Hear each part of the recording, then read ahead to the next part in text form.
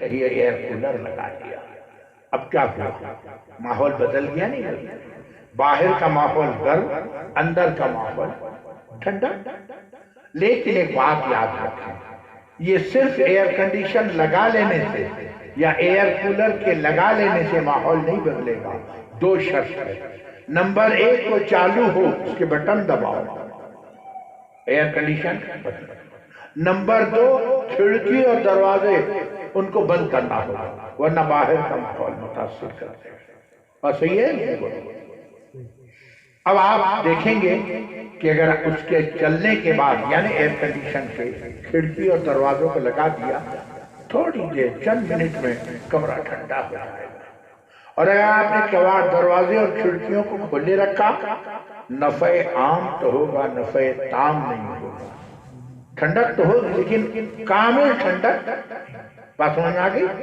تو معلوم یہ ہوا کہ اپنے ماحول کو بدلنے کے لیے جب انسان مادی چیزوں میں محنت کی، ماحول کو بدلا نہیں بدلا۔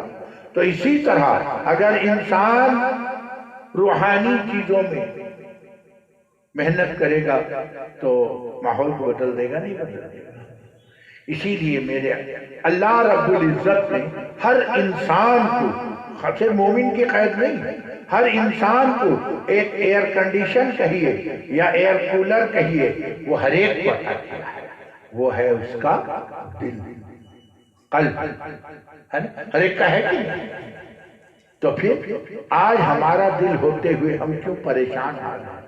آج پوری دنیا سکون کے تلاش میں ہے، تحقیق کرنے ہر شخص سکون چاہتا ہے، لیکن سکون کو حاصل کرنے کے لیے جو اسباب اختیار کیا ہے وہ غلط اختیار کیا ہے۔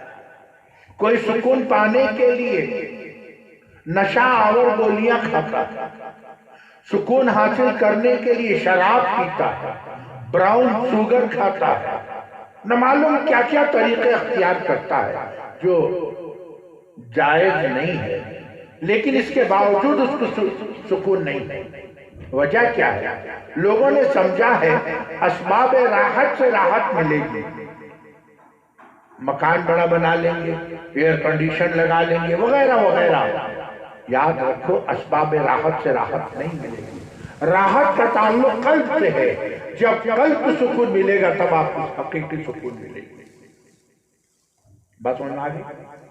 تو اللہ رب العزت نے ہر ایک کو تو قلب دیا ہے، ہوا کیا؟ کہتے ہیں وہ چالو نہیں ہے، بٹن دبایا کیا؟ چالو کیسے ہوگا؟ کہتے ہیں ہر کمپنی جو کوئی چیز ایجاد کرتا ہے وہ اپنے کمپنی میں کہتا ہے کہ میرے مشین میں میرا تیل ڈالو۔ مثال کے طور پر اوشا مشین ہے، آپ نے دیکھا ہوگا، تو وہ کہتے ہیں کہ ہمارے کمپنی کا تیل ڈالو، ذرا مہنگی تو ہے تیل لیکن وہی ڈالو گے تو اس سے پورا نفع اٹھا۔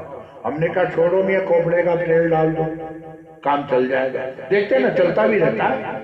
کسی نے کہا مٹی کا تیل ڈال دو، سرسوں کا تیل ڈال دو، کام چلے گا، اندر اندر بگاڑ پیدا ہوگا، زنگ آلود ہو جائے گا، اور ایک وقت آئے گا اچانک ٹوٹ جائے گا، یعنی اس کی مدت حیات ختم ہو جائے گی، لانگیویٹی ختم ہو جائے گی۔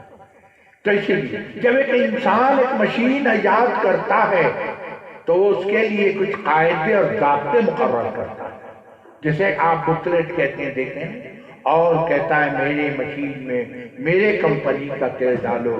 تو اللہ رب العزت نے جو ہمیں پیدا کیا وہ خالق ہے، مالک ہے، رازق ہے، اس نے بھی ہمارے لیے کہا میرے کمپنی، میرے مشین میں میرے کمپنی کا تیل ڈالو۔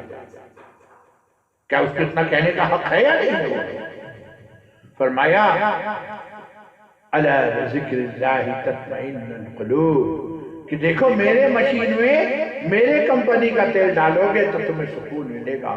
اللہ کے ذکر کا تیل ڈالو، نماز اللہ کا ذکر، قرآن کی تلاوت اللہ کا ذکر ہے، اگر یہ ڈالو گے تو تمہیں کیا ملے گا؟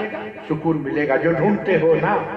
کچھ لوگ یہ اعتراض کرتے ہیں کہ ٹھیک ہے مولانا ہم تو اللہ کا ذکر کرتے ہیں، بعض لوگ مشائخ سے بیعت ہیں، ان کے بتائے ہوئے تسبیحات کی پابندی کرتے ہیں، چاہے مختصر ہو چاہے زیادہ ہو، کر رہے ہیں نا بھائی، پھر بھی کہتے ہیں سکون نہیں ملتا۔ آخر تو کوئی وجہ ہوگی. وجہ یہ ہے کہ ہم نے چالو کر دیا مشین ایئر کنڈیشن، لیکن کھڑکی اور دروازوں کو بند نہیں کیا. وہ کھڑکی کیا ہے؟ ہمارے حواس خمسہ، دیکھنے کی قوت، سونگھنے کی قوت، چکھنے کی قوت، سننے کی، چھونے کی، حواس خمسہ، ان کو ہم نے گناہ سے نہیں بچایا. نتیجہ یہ ہے کہ ہم سکون سے محروم ہو گئے. اگر ہم ان کو اپنے قابو میں لے لیا، اپنے آپ کو بچا لیا، پھر اس سے ان کو وہ سکون نصیب ہوگا جس کو بادشاہ وقت بھی محسوس نہیں کر سکتا. ہمارے اکابر، ہمارے مشائخ فرماتے ہیں اگر بادشاہ کو یہ پتہ چل جائے ان اولیاء اللہ کے قلوب میں کیا سکون ہے، وہ حملہ کے لیے اپنے لشکر لے کے آ جائے. بس سمجھ میں آئی نہیں آگیا. ایک شاعر نے کہا ہے شاہوں کے سروں میں، شاہوں سے مراد بادشاہوں کے سروں میں، تاج گراں سے ایک درد سا اکثر رہتا ہے. لوگ اس کے تاج کو تو دیکھتے ہیں نا، ماشاءاللہ کیا خوش نصیب ہے، اللہ اکبر، ہیں قیمتی تاج، ہیرے اور جواہرات کا پہنا ہے، لیکن اس کے درد کو کوئی دیکھ پاتا ہے.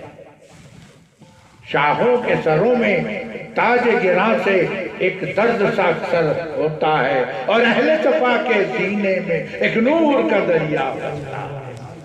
جو اللہ والے ہوتے ہیں پھٹے پرانے لباس میں ہوتے ہیں، بال بکھرے ہوتے ہیں، گردآلود ہوتے ہیں، لیکن حدیث پاک کے اندر آیا، سید عالم صلی اللہ علیہ وسلم فرمایا اللہ رب العزت کے کچھ بندے ایسے ہیں جن کے کپڑے پھٹے پرانے ہوں گے، بوسیدہ ہوں گے، ان کے بال بکھرے ہوں گے، لوگ ان کو گھٹیا نظر سے دیکھتے ہوں گے. لو اقسم اگر وہ کسی بات پر قسم کھا دے اللہ تعالیٰ ان کی قسم کو پورا کر دیتے ہیں.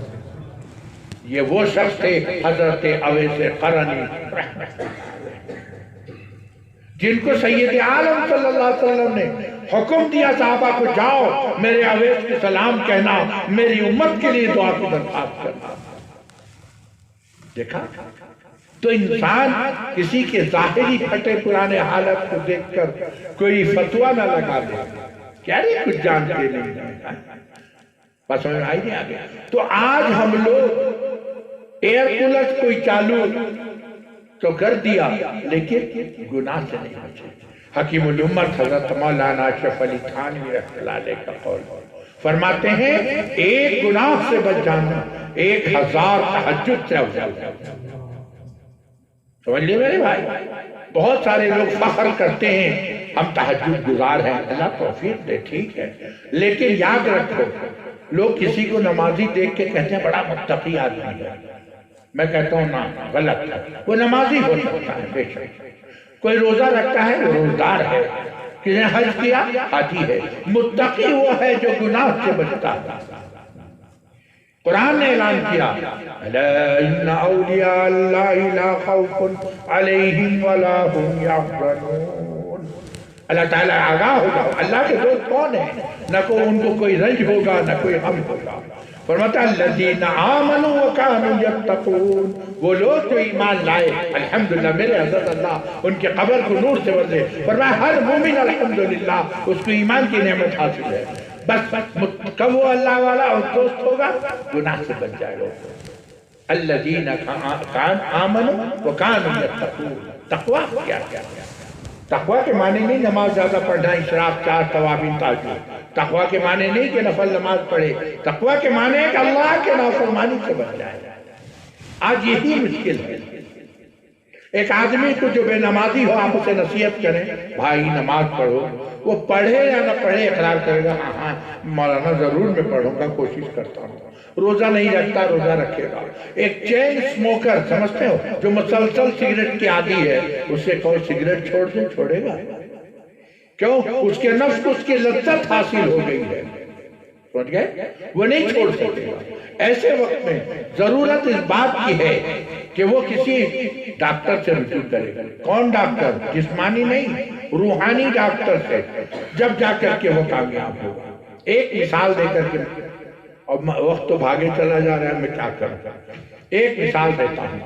2 دوست تھے، اس میں آپ کے ہاں آتا ہے یعنی باڑ آتا، باڑ یعنی سیلاب آتا نہیں بعض جگہوں میں، یہاں نہیں، جہاں دریا کے کناروں تو باڑ آیا تھا، تو ایک دوست نے کہا چلو جائیں